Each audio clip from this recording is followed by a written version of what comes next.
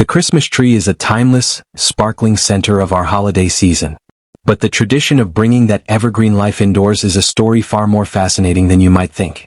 It's a blend of ancient pagan rituals, medieval mystery plays, and, believe it or not, 19th century royal celebrity.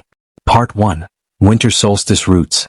Long before the first Christmas, bringing evergreens indoors during the deepest winter was a common practice.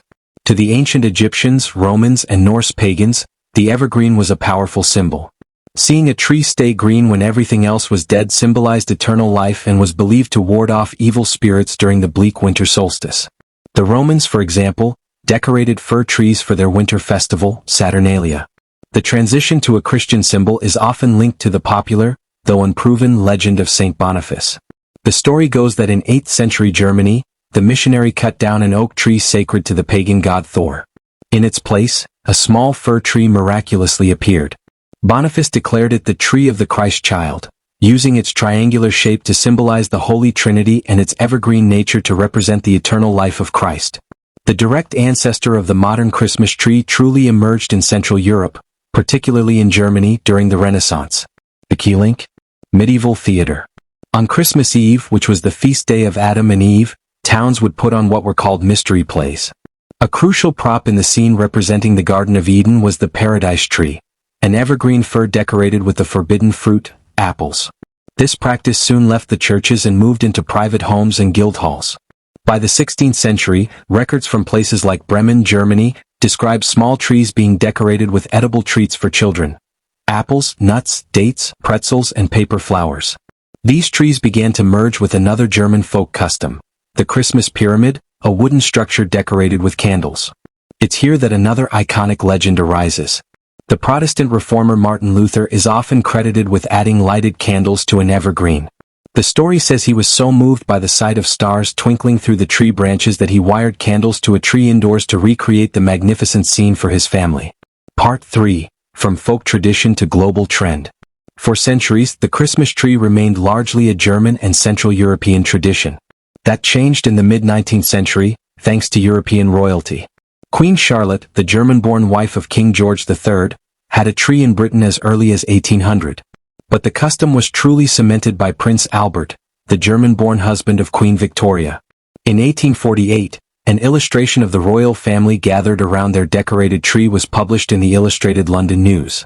This highly influential image was reprinted in U.S. magazines, making the custom instantly fashionable. It accelerated the Christmas tree's adoption across the British Empire and the United States, transforming a quiet German folk custom into a beloved global holiday centerpiece. Meanwhile, the decorations were evolving. In the 1840s, the German town of Loscha began producing the first commercially made glass baubles, initially shaped like fruits and nuts. And a major fire hazard was solved in 1882 when a friend of Thomas Edison, Edward H. Johnson, documented the first use of electric Christmas tree lights. Part 4. The visual language of ornaments. Every element we place on the tree is essentially a visual language, telling the story of Christmas. The object at the very top, the star or the angel, is the most significant. The star represents the Star of Bethlehem, guiding the wise men and proclaiming the fulfillment of prophecy. The angel represents the heavenly herald who announced the birth to the shepherds. Visual cue, slow pan up to a star/angel topper, graphic highlighting the Star of Bethlehem. What about the food-inspired decorations? The red apples are a direct nod to that original paradise tree, symbolizing the forbidden fruit. Nuts, especially walnuts, symbolize mystery and redemption, the edible reward hidden within a hard, unattractive shell, just as Christ's divinity was hidden in his human form. And finally, the universal favorite, the candy cane. Its J shape can stand for Jesus, but its original and most common symbolism is the shepherd's crook, representing the Good Shepherd. The white stripes symbolize Christ's purity, and the red stripes represent the blood he shed for humanity.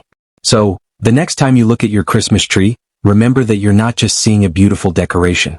You're looking at a fascinating artifact, a beautiful mashup of ancient pagan customs, medieval plays, a German folk tradition, and a 19th century royal fashion trend that went viral. Do you have a favorite ornament tradition on your tree? Let us know in the comments below. And don't forget to like and subscribe for more deep dives into the history of your favorite holidays.